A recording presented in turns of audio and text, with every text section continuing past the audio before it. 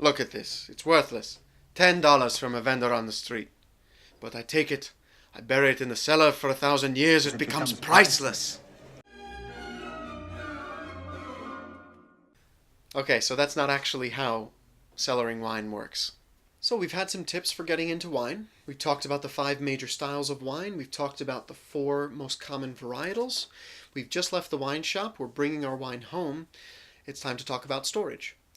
The most important factor to consider when you're talking about storing wine is how long you're actually going to be keeping it.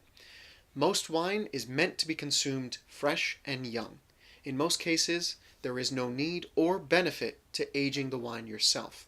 And to be blunt, when you actually bought the wine, part of what you were paying for was someone else to do that expert work for you. Now, just because you see white wine in the refrigerator in the wine shop does not mean that's a viable solution for long-term storage. Unless they're really bad at sales, that wine is not going to be on their shelf for more than about a week or two. Unless you're buying a wine for tonight or for this weekend, it's very important to consider longer-term storage options. Keeping a wine in a refrigerator long-term can dry out the cork, and it can make it lose its flavor and character. So that's not the best solution.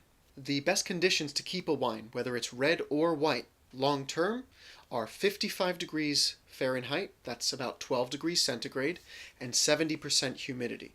You want to get as close to those conditions as possible. If you have a basement or a closet, anywhere but the kitchen. The kitchen is the worst place to keep wine because it has the most wide temperature fluctuations of any room in the house.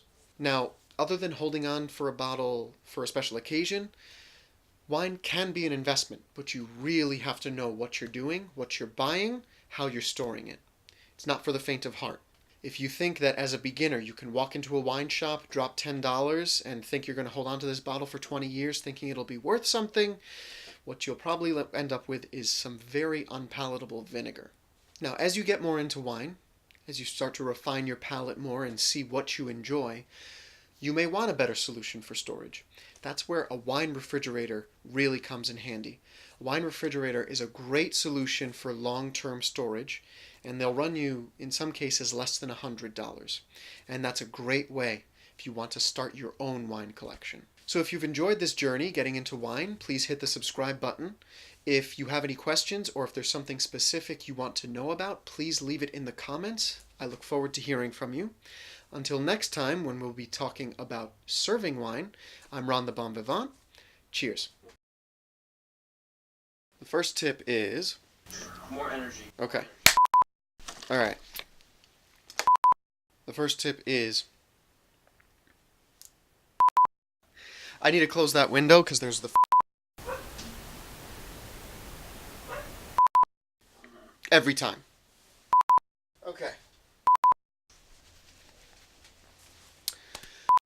Every time.